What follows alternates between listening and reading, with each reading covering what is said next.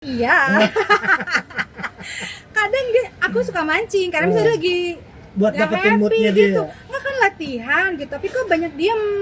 Jadi bilang, kenapa sih Nyo? Ini ya Nyo, gitu aku tembak aja. Enggak, gitu. Soalnya dia gini, nah gitu. Nah. Ujung-ujungnya, tapi kok dia gitu-gitu. Aku suka, udah, gitulah. Jadi aku harus bisa jadi kakak ya sama Onyo. Jadi Onyo percaya sama aku tanpa harus bilang ke bunda atau ayah gitu, karena dia lagi pengen cerita gitu.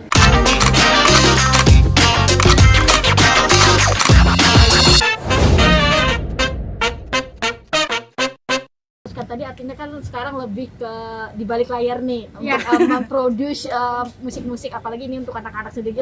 Apa sih Oci yang dicari di balik layar ini sendiri?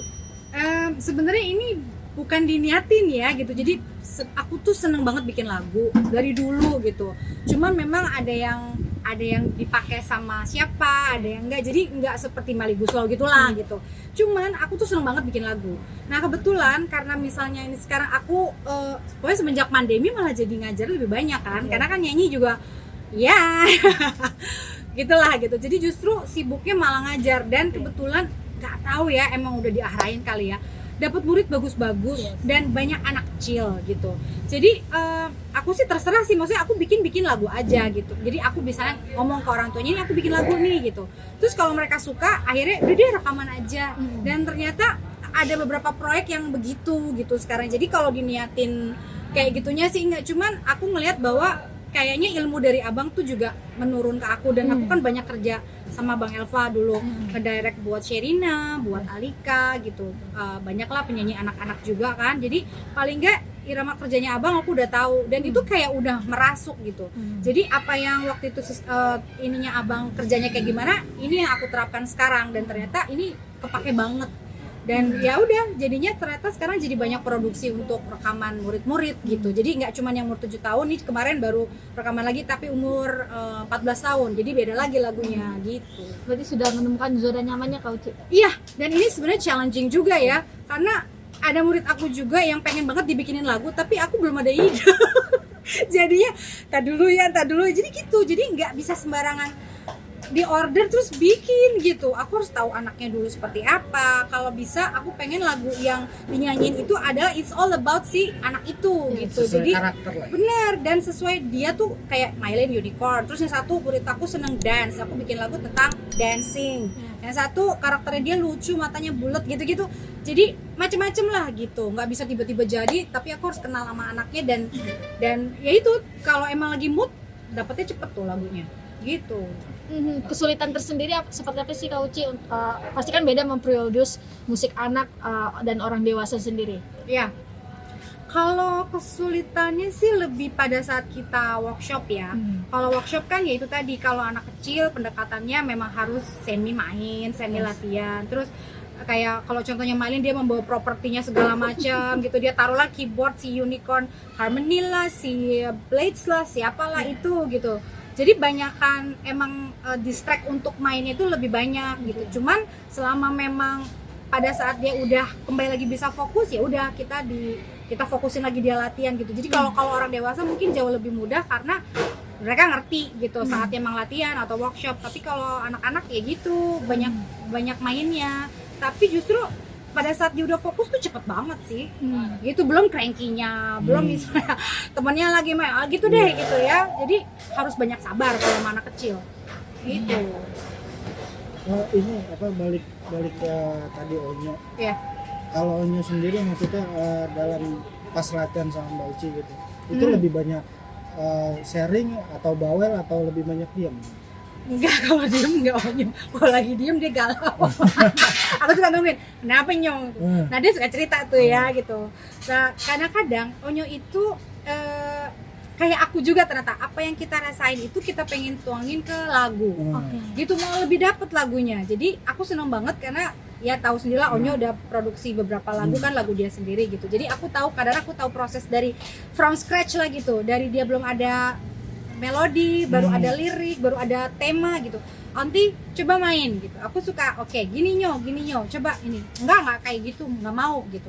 Terus tiba-tiba jadi lagu gitu. Jadi aku memang kadang-kadang bantuin bantuin Onyo untuk bisa dapetin moodnya segala Oh, macam. berarti memang selalu ini ya sharing ke Mbak. Iya. Ici.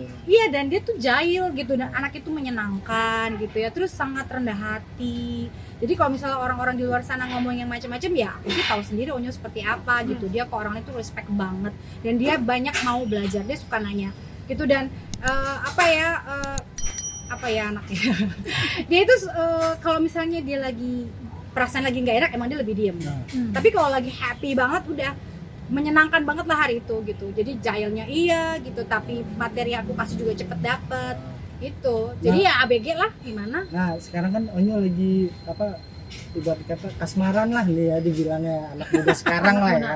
Itu sampai sempet sharing ke Mbak Uci, aku pengen bikin lagu ini tentang inilah. Sebenarnya dia nggak exactly bilang, Tapi dia gengsi kayaknya bilang. Cuman oke, Onyo lagi moodnya lagi apa?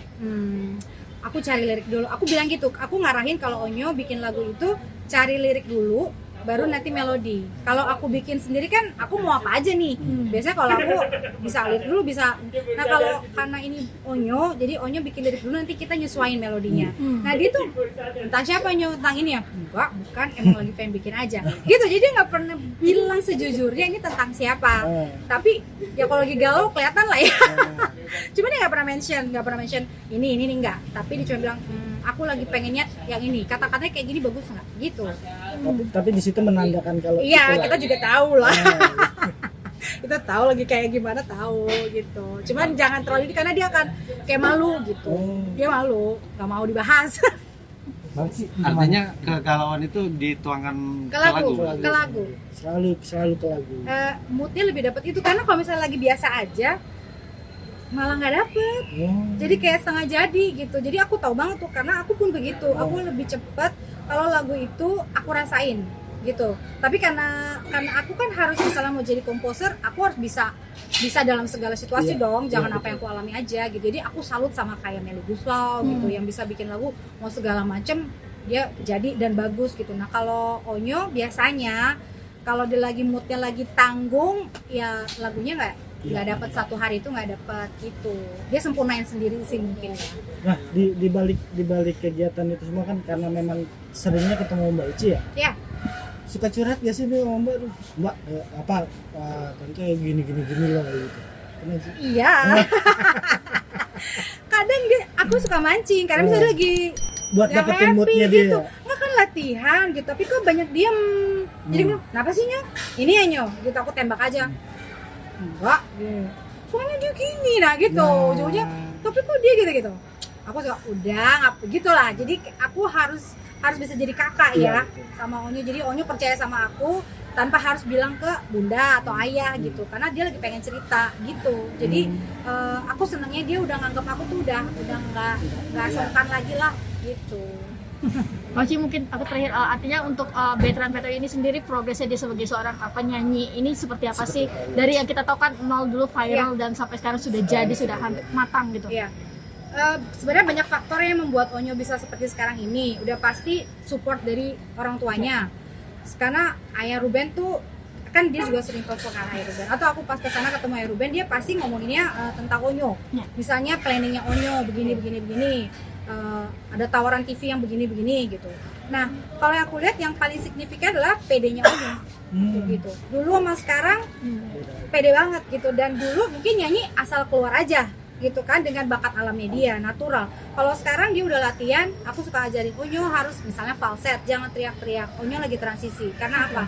Misalnya Onyo teriak-teriak, nanti beberapa tahun kemudian Onyo akan cepet serak. Jadi nikmatilah proses jeleknya suara Onyo. Aku bilang gitu, maksudnya jeleknya bukan jelek berarti jelek ya, tapi tidak seindah dulu gitu. Itu yang susah. Karena Onyo pengen terdengar bagus. Dan Onyo tuh sangat orangnya, enggak, aku harus bisa, iya gitu. Jadi dia juga orangnya semangat. Nah itu yang buat aku tuh bahwa perubahan suara Onyo ini, tapi makin kesini aku ngerasain suara Onyo makin terbentuk loh. Kualitas vokalis. Makin terbentuk dan dia penjiwaannya bagus banget. Gitu. Jadi kalau dulu memang udah ada bakat alam, sekarang udahnya bakat alam pakai latihan, dan perubahan usia kan juga membuat mental seseorang juga berubah ya. Terus pengalaman hidup dia juga gitu. Jadi buat aku Onyo sekarang jauh lebih matang. Gitu.